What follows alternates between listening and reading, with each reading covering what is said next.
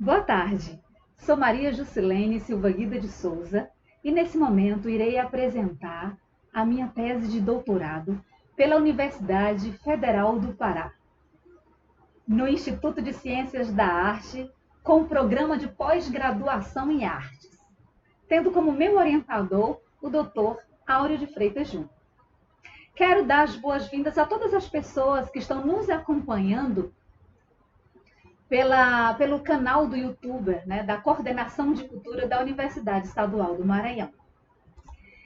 E quero, nesse momento, cumprimentar a banca avaliadora, na pessoa do meu orientador, o Dr. Áureo de Freitas. Ao mesmo tempo que agradeço o Dr. Fernando Pessotto, a doutora Bene Martins, a doutora Iris Porto e o Dr. Joel Cardoso, por gentilmente aceitarem o convite para participarem dessa banca. A minha tese de doutorado tem como título Arte em Educação, Arte e Educação em Psicologia, a educação musical no tratamento de depressão e ansiedade. Bem, é muito importante pesquisarmos sobre essa área unindo psicologia e arte. Principalmente quando, dentro dessas linguagens artísticas, aparece a música. Haja vista que a música, ela surte um efeito poderoso na vida das pessoas desde há muito tempo. Por isso, o propósito deste trabalho é exatamente refletirmos, né, sobre essa arte, educação em psicologia. Ou seja, elas duas, né, podem ser aliadas sim no processo de explicação de quaisquer fenômenos que possam vir a existir em relação ao comportamento humano. E o nosso interesse foi de pesquisarmos essas duas áreas sem que nenhuma delas perdessem as suas características, ou seja, não perdesse o seu aspecto de importância, mas que fossem relevantes dentro daquilo que estávamos pesquisando, do nosso objeto de pesquisa. Dentro das nossas experiências acadêmicas, das nossas pesquisas, sempre pesquisando música e psicologia, nas experiências de graduação, pós-graduação, mestrado e doutorado, nós nos deparamos, eu me deparei com um problema que se constituiu no problema dessa pesquisa, que foi como a educação musical pode ajudar no tratamento de pessoas com transtornos de depressão ou ansiedade, né? E aí, a partir desse problema, nós elencamos alguns objetivos, né, para podermos realizar nossa pesquisa. O nosso objetivo geral, que foi compreender como a educação musical pode ajudar na qualidade de vida dos pacientes com depressão e ansiedade.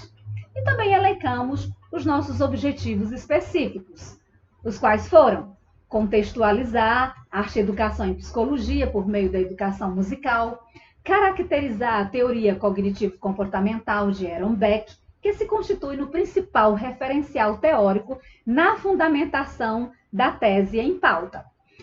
Aplicar atividades de educação musical no processo de intervenção em pacientes com depressão e ansiedade.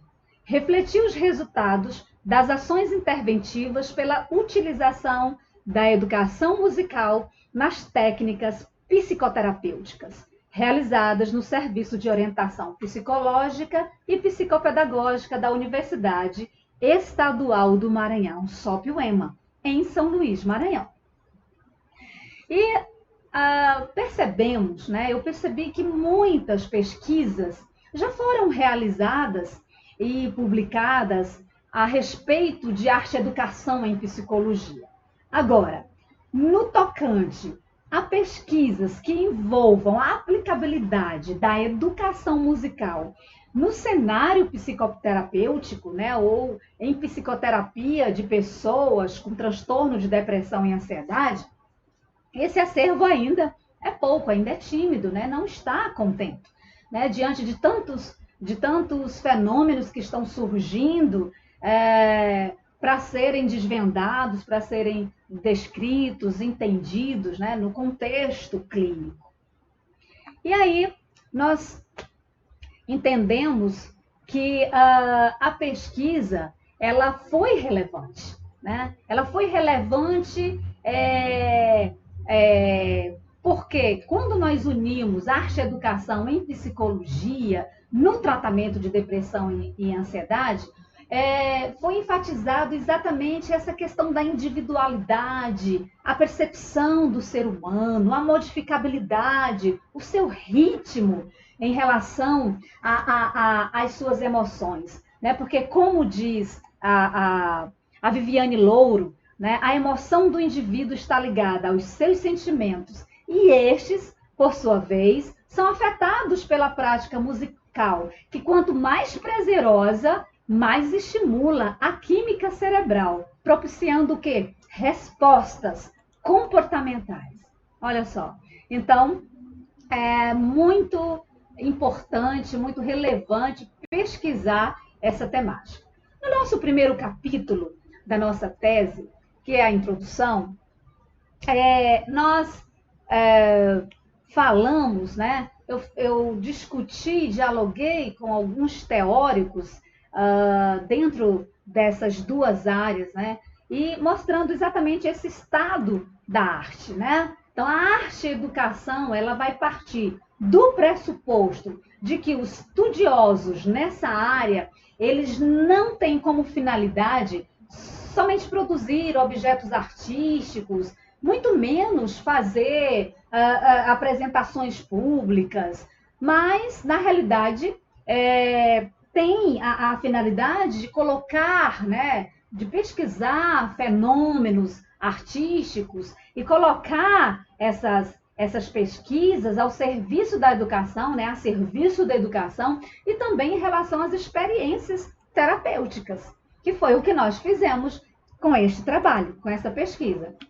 Assim, o estudo da arte e educação em psicologia implica em práticas de auxílio ao indivíduo no processo de construção do seu conhecimento, por meio da sensibilização, conscientização, socialização e o desenvolvimento pessoal, da forma que expressa muito bem Lontier.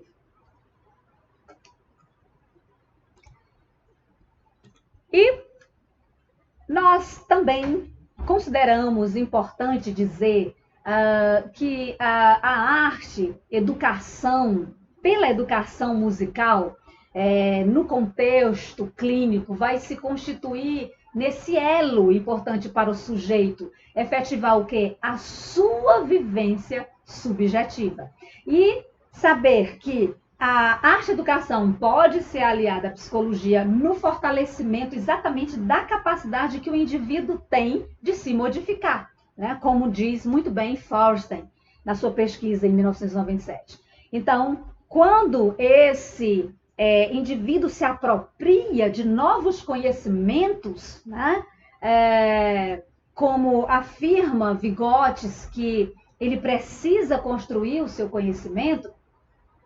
Esses conhecimentos, se construídos de forma autônoma e por etapas biopsíquicas, como diz Piaget, e dentro de um plano cognitivo, afetivo e psicossocial, como trabalha muito bem Aaron Beck, aí sim vai acontecer que as necessidades dos indivíduos, desse sujeito, eles vão ser atendidas e poderão o quê? Poderão produzir qualidade, né? Mais qualidade na sua saúde, vai produzir funções psicológicas superiores.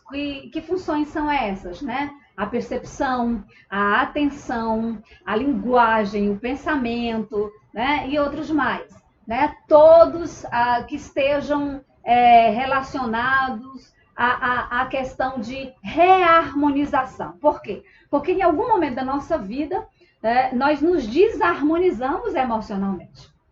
Então, essas funções, todas essas funções de percepção, atenção, linguagem, pensamento, elas precisam ser ressignificadas, né? Para que nós voltemos a nos reharmonizarmos, né? E é exatamente quando essa reharmonização não acontece, quando esses pensamentos, essas funções cognitivas, elas estão prejudicadas pelas distorções cognitivas, como fala Aaron Beck, aí surgem os transtornos, né? E de forma de destaque, nós temos aí os transtornos de depressão e ansiedade.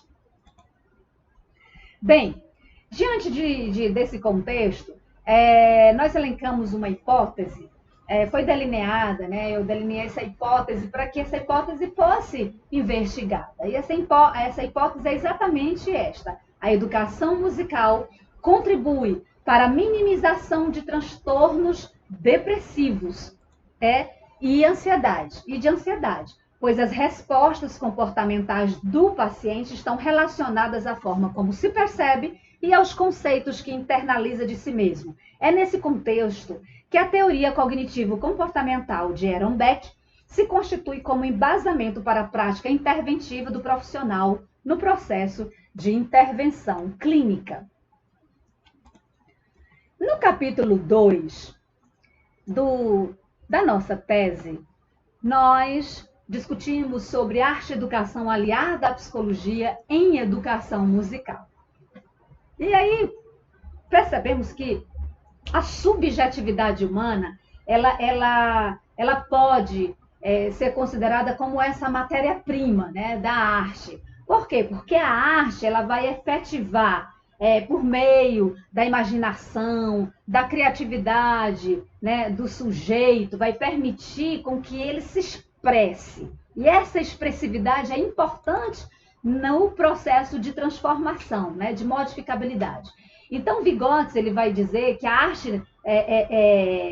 arte ela vai possibilitar, oportunizar o ser humano a expressar os seus sentimentos, compreender o mundo à sua volta, né?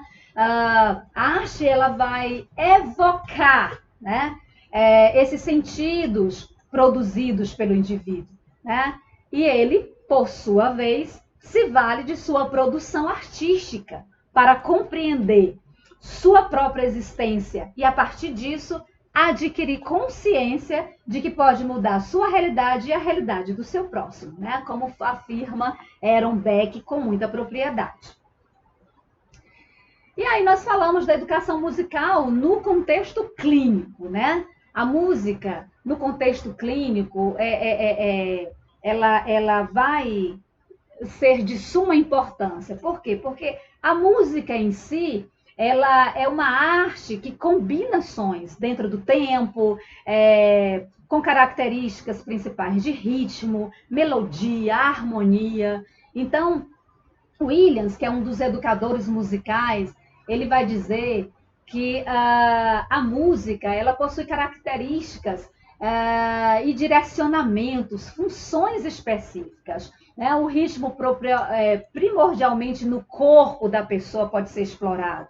Né? E ele pode perceber a si mesmo, percebendo o seu ritmo, pelos seus movimentos. Né? No que concerne a melodia, por exemplo, a melodia vai afetar as emoções, a harmonia afeta o intelecto, por quê? Porque ele precisa compreender os espaços que existem entre tons, entre volumes, enfim.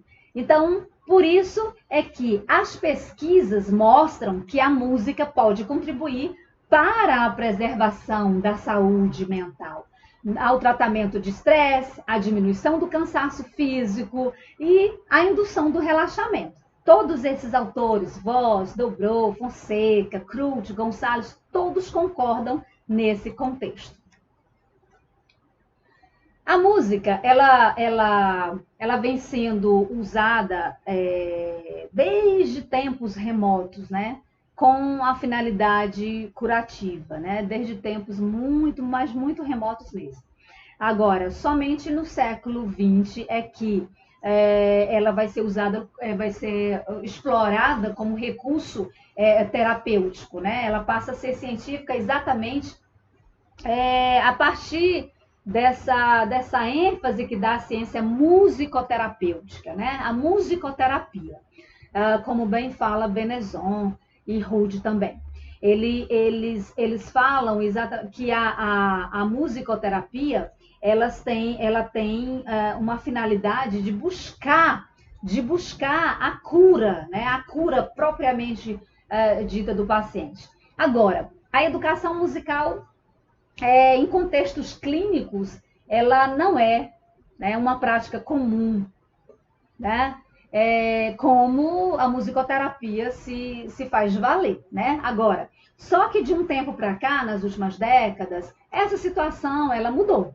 Por quê? Porque já aparecem pesquisas mostrando aí que é importante essa inserção da educação musical em contextos clínicos, em cenários de convivência humana, né? A partir aí da neurociência também, a música é muito pesquisada dentro desse contexto. Então, é muito importante sabermos qual a diferença entre musicoterapia e educação musical quando usadas em contextos, né, terapêuticos. Então, como eu falei agora há pouco, a musicoterapia, ela falando, por exemplo, principalmente da pesquisa de Brússia, né, a musicoterapia ela vai se constituir no objetivo de melhora do paciente. Ela vai buscar melhora, ela vai buscar a chamada cura, né, do paciente. Já a educação musical, ela tem o objetivo principal, o ensino de música, né? Exatamente com esse ensino de música é possível o paciente interagir, desenvolver as suas capacidades cognitivas, sociais, motoras, e a partir desse desenvolvimento ele começar a ressignificar determinados comportamentos, determinados pensamentos que estão causando adoecimento nele. Então, é exatamente isso. Então, quando Brússia fala dessas duas diferenças, o que a gente precisa entender é que a educação musical também pode ser utilizada, assim como a musicoterapia, mas é importante saber exatamente qual o objetivo de cada um. E nessa pesquisa, a ênfase dada no processo de intervenção clínica de pacientes com depressão e ansiedade é exatamente na educação musical, né? Porque eu concordo exatamente com Parisi, né? Que ele afirma que a educação musical ela assume cada vez mais um espaço singular nas pesquisas e aborda a ligação entre o ensino da música e o desenvolvimento humano. Então, a música ela tem essa finalidade de ajudar o ser humano a se desenvolver e se desenvolver integralmente. E aí nós temos também as contribuições de muitos educadores musicais, tanto da primeira, da segunda, da terceira geração. Para quem é da área de música, sabe disso, que existem assim, algumas peculiaridades dos educadores. E nós fizemos o recorte de alguns educadores musicais que realmente tiveram a sua contribuição em relação à educação musical para o contexto da psicologia, né? Dentre eles, nós temos o Murray Schafer, que ele diz que, assim como o ruído do entorno pode ser considerado inimigo exterior, o ruído mental e emocional se constitui no inimigo interno, né?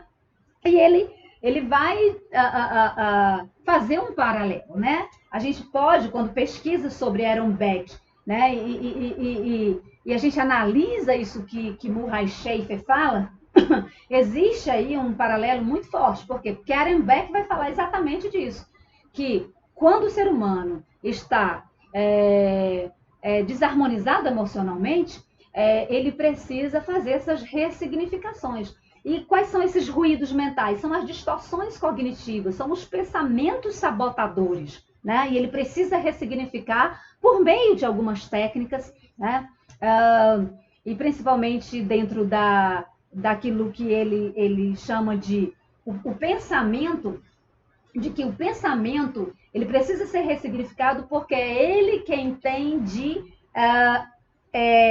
subjugar o sentimento, ou seja, ele tem que nortear o sentimento e o sentimento, por sua vez, norteia o comportamento. Se, de repente, o sentimento ele está subjugando o pensamento, ele está controlando o pensamento, vai haver transtornos, vai haver adoecimento. E outro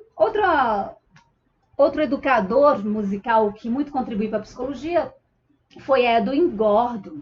Né? O que Gordon fala? Ele diz que todas as pessoas têm a capacidade de aprender a cantar, escrever, improvisar, tocar um instrumento musical. Todas as pessoas, certo? Em quaisquer idades. Mas é muito importante que esse ensino de música aconteça desde cedo, né? Desde muito cedo, porque assim o ser humano vai ter muito mais êxito no seu processo de desenvolvimento.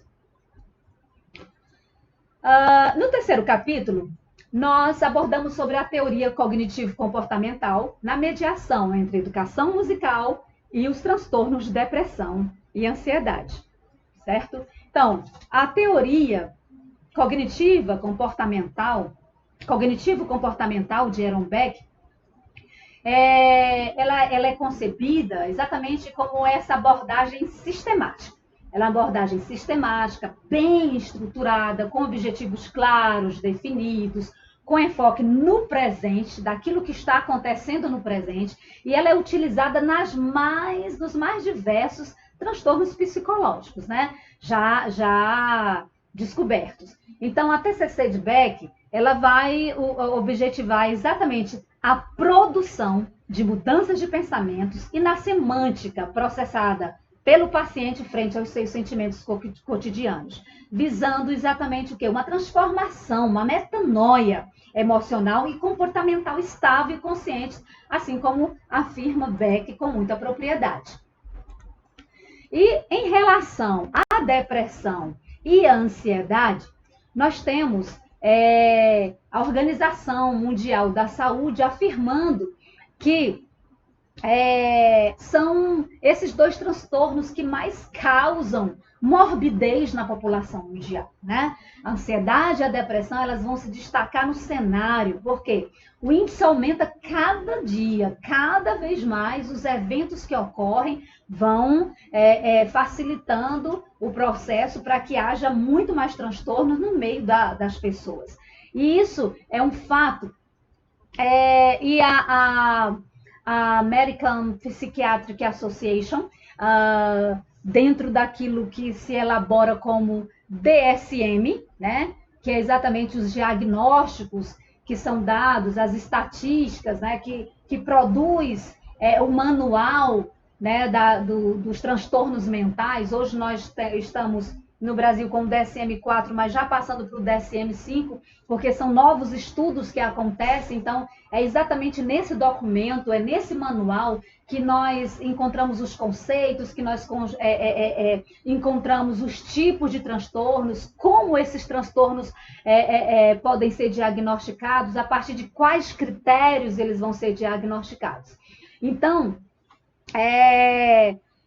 a DSM, né, 5, vai conceituar clinicamente a depressão como sendo o quê? Um estado emocional com retardamento nos processos psicomotores e de raciocínio, né? Reações emocionais depressivas, sentimento de culpa, críticas, né, a si mesmos, ilusões e também a sensação de ser indigno, né, desse indivíduo ser indigno. Rangel pontua muito bem sobre essa questão. Então, tudo que está relacionado à depressão está relacionado com eventos do passado, com aquilo que não foi bem resolvido no passado.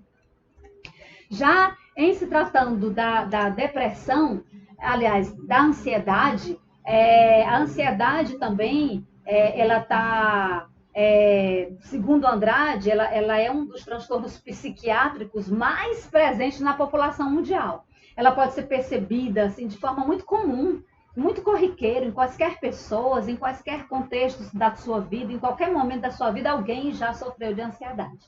Então, é muito importante a gente entender, a diferenciar da ansiedade normal, que é essa ansiedade que todos nós temos, né, por alguma coisa, mas quando isso sai do controle, isso vem em demasia, pode se tornar um transtorno de ansiedade. No quarto capítulo, nós enfatizamos sobre a descrição metodológica das nossas ações interventivas na clínica. Então, falamos exatamente do nosso método. Então, essa tese nossa, ela está sob o eixo metodológico da fenomenologia, né?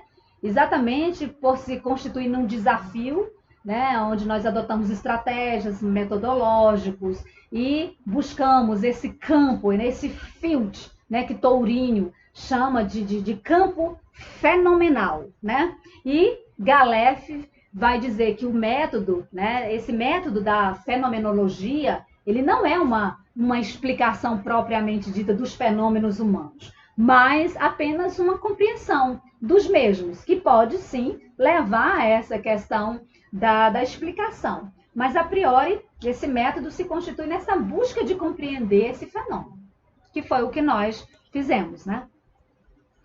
E aí, quanto à abordagem, a nossa pesquisa, ela se constitui numa pesquisa qualitativa, por quê? Porque eu não tive o foco com representatividade numérica, mas sim com esse aprofundamento de compreender, né, esse grupo social que foi pesquisado dentro dessa instituição de psicoterapia, né, e buscar entender esse fenômeno.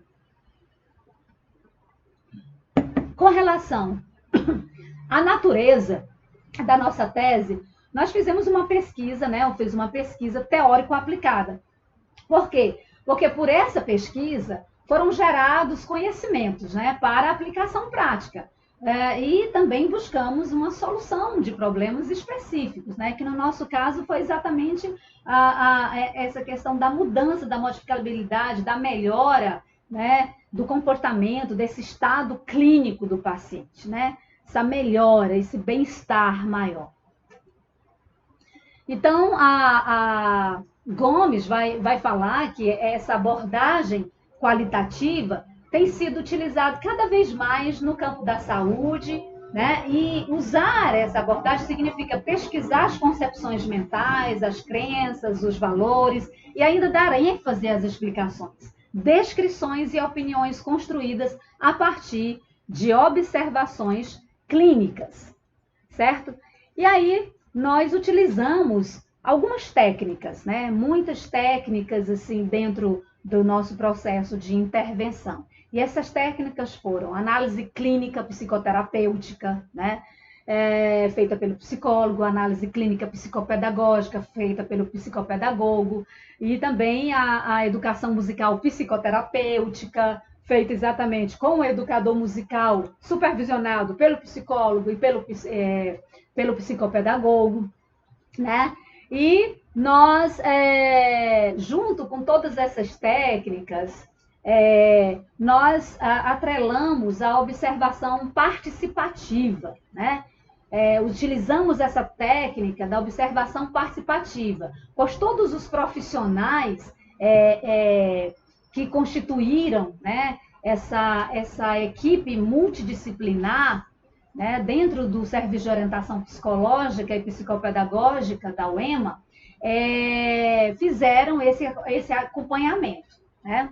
E nós vamos ver que a análise clínica, psicoterapêutica e psicopedagógica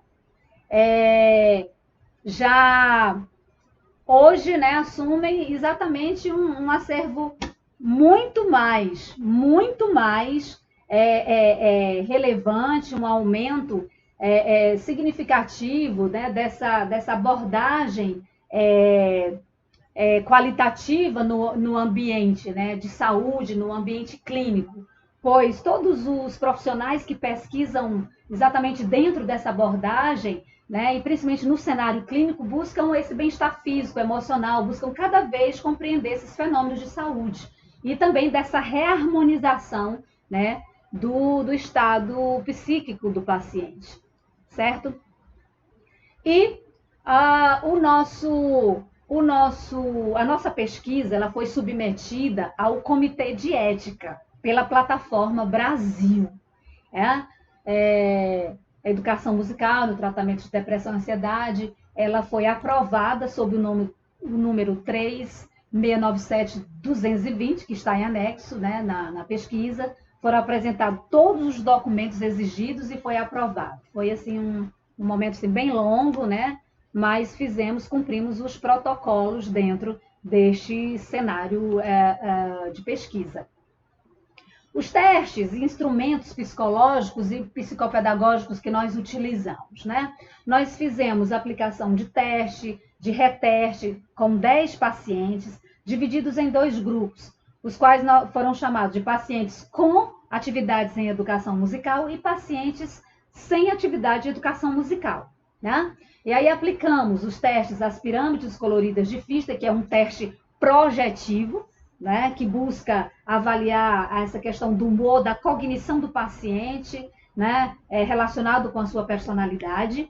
Né? Utilizamos também o teste de personalidade específico de personalidade, a bateria fatorial de personalidade e as escalas Beck, né, de Aaron Beck, que são várias escalas, mas nós utilizamos apenas 2 dessas escalas, que foi a escala de ansiedade e a escala de depressão, né, chamada BAI e BDI, certo? Então, todos esses testes que nós utilizamos e instrumentos também, eles estão dentro do sistema de avaliação de testes psicológicos. Por quê? Porque para utilizarmos um teste psicológico validado, ele precisa estar sob o crivo da SATEPS, que é o sistema de avaliação de testes psicológicos, né? Então, eles estão dentro dos testes favoráveis, né? Ressalvando as escalas Beck, que estão em processo de renovação, mas que para pesquisa científica é permitido ser utilizado, certo? É permitido, não tem nenhuma ilegalidade dentro dessa questão. Então, o SATEPS, né, é desenvolvido exatamente pelo Conselho Federal de Psicologia, com o objetivo de avaliar a qualidade técnico-científica de instrumentos psicológicos para uso profissional, né? E a partir da verificação objetiva desse conjunto de requisitos técnicos, né, que existem, aí, para serem divulgadas essas informações, precisa realmente passar por esse crivo aí do SATEPS, certo? E no quinto capítulo, nós fazemos a análise das atividades do processo interventivo, certo? Então, o nosso cenário, como já fora dito, foi o Serviço de Orientação Psicológica e Psicopedagógica da Universidade Estadual do Maranhão. O acompanhamento psicoterapêutico foi feito de forma interdisciplinar, né, por uma equipe multidisciplinar, né, onde o paciente, o aprendente, ele é assistido pelo psicólogo e pelo psicopedagogo ao mesmo tempo, e também por médicos, enfermeiros e assistentes sociais. De que maneira? Então, nós tivemos um processo síncrono, que foi esse atendimento direto do psicólogo e do psicopedagogo juntos, e assíncrono, diante das situações do paciente, das necessidades do paciente, recorríamos também a alguns profissionais que existem dentro do posto médico, onde o SOP ele atua, né, que são os médicos, são os enfermeiros, são os assistentes sociais também, que colaboram nesse processo.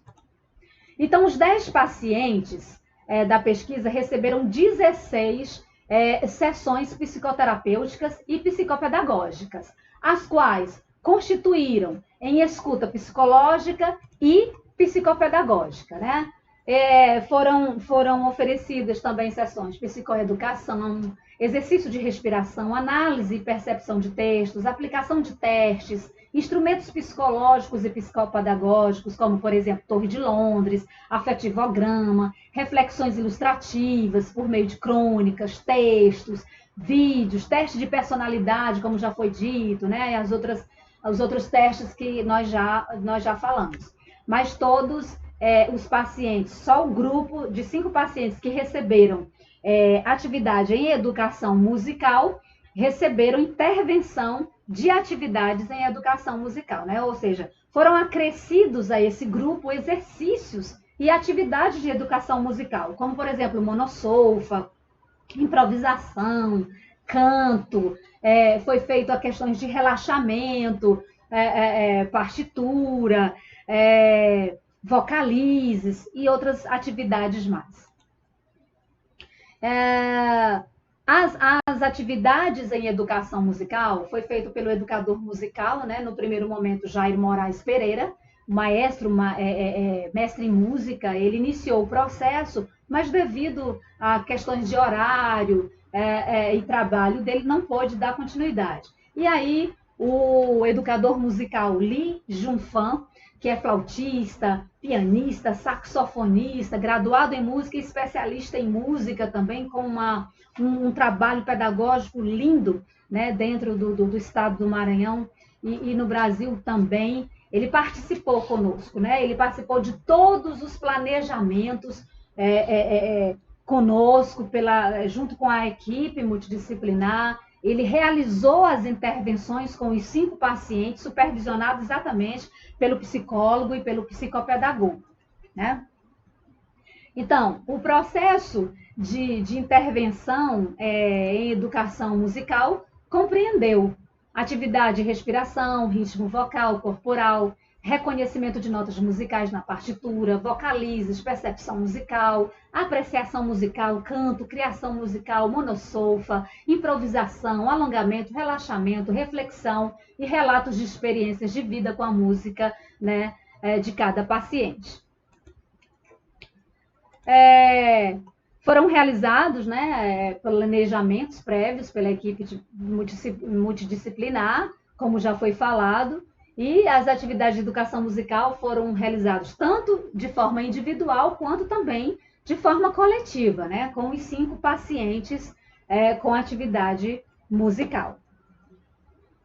E aí, nós, dentro ainda do 5º capítulo, nós revisitamos, né, a hipótese de pesquisa e constatamos, fazendo um paralelo entre os 2 grupos, né, pacientes com educação musical e pacientes sem educação musical, nós, pelos resultados dos testes, pela análise clínica da equipe multidisciplinar de acompanhamento, foi constatado, né, que 100% dos pacientes que tiveram em seu processo de intervenção atividade de educação musical obtiveram melhora comportamental e também obtiveram parecer, evoluiu positivamente a contento, né, da equipe multidisciplinar.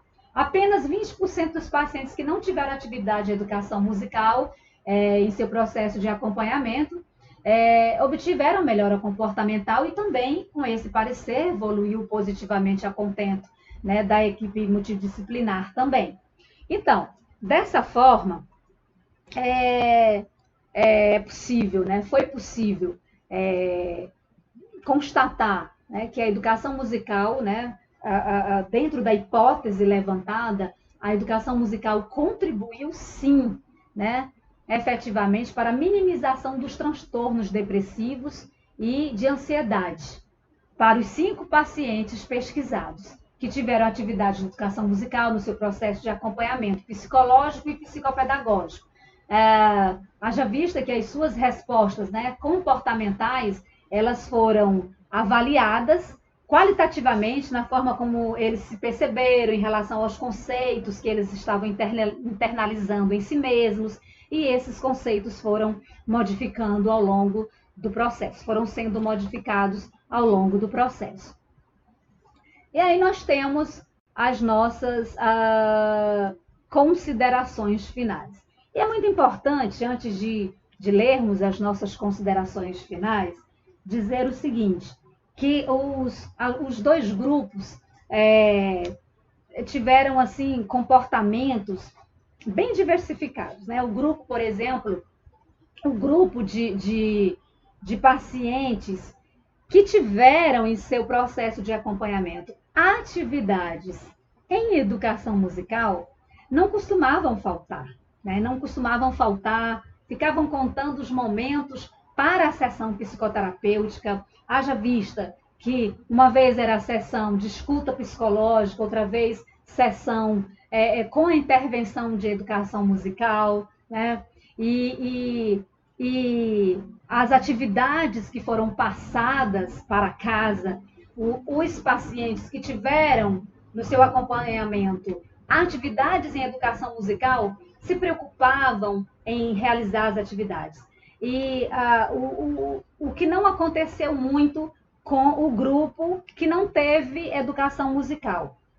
Às vezes faltavam as sessões, até porque, assim, pela metodologia do SOP, né, que trabalha pela psicoterapia breve, o paciente só tem direito a 4 sessões, mas os pacientes que foram envolvidos na pesquisa, né, que foram selecionados para a pesquisa, foram acrescidas, né? Acrescidas mais sessões, mais 12 sessões, né? E eles tiveram, assim, às vezes, os que não tinham a intervenção musical, ficavam naquela, ainda tenho mais, eu posso ter o luxo de faltar ali, depois eu falo, né, o que ocorreu, enfim, teve muito dessas questões, né, que foi, assim, algo bem interessante. E aí nós conseguimos fazer todo o processo e chegamos a essas considerações finais. Então, esta tese, ela se constituiu de um confluente encontro entre a arte e a psicologia, que evocou aspectos próprios da condição humana, tais como percepção, né, que tem a ver com estética, cognição, né, na aprendizagem, a emoção, que foi a ressignificação de sentimentos, a consciência, que foi o autoconhecimento desenvolvido, e o comportamento, que foi a mudança de atitude, os quais puderam ser reconfigurados dentro de um ambiente psicoterapêutico multidisciplinar, visando a modificabilidade do indivíduo frente à sua desarmonização mental. A escolha da teoria cognitiva comportamental como principal eixo teórico foi relevante, porque serve ao psicoterapeuta como lente de aumento de possibilidades de compreensão das patologias mentais. Haja vista que essa teoria considera de extremo valor a ressignificação dos pensamentos para mitigar as crenças disfuncionais e da construção do hábitos, né, que foi pesquisada, que foi elencada por Vasconcelos e Bourdieu, pelo paciente, né, por meio de intervenções breves. A escolha da teoria cognitivo-comportamental de Ehrenbeck, né, como principal eixo teórico foi relevante, porque serve ao psicoterapeuta como lente de aumento de possibilidade de patologias, como já foi falado. Agora, a educação musical aliada à teoria cognitivo-comportamental, ela demonstrou eficácia, tanto sozinha quanto associada a outros recursos técnicos psicoterapêuticos, pois todas as atividades aplicadas pelo educador musical em cada paciente eram contextualizadas e relacionadas às escutas psicológicas e psicopedagógicas feitas tanto pelos psicólogos quanto pelos psicopedagogos. E aí foi constatado que a hipótese inicial foi confirmada, ou seja, a educação musical contribui de maneira positiva para a melhoria dos pacientes com demandas de depressão e ansiedade, pois 100% dos pacientes que tiveram em seu processo de intervenção atividades em educação musical obtiveram melhora no seu comportamento, a ponto de modificar em muito seus quadros clínicos de distorções cognitivas. Já o grupo que não teve em seu processo de intervenção A atividade de educação musical obteve apenas 20% de melhora em suas demandas iniciais durante as 16 sessões. Mesmo diante dos impactos positivos constatados nessa pesquisa, verifica-se que há necessidade de mais pesquisas que envolvam a educação musical psicoterapêutica, a fim de obter maior compreensão de fenômenos psíquicos comportamentais, bem como no aparecimento de novas técnicas que envolvam psicologia e música no contexto clínico. Muito obrigada pela atenção e eu me coloco à disposição da banca depois de mostrar as nossas referências que estão aí, né, manifestas nos slides.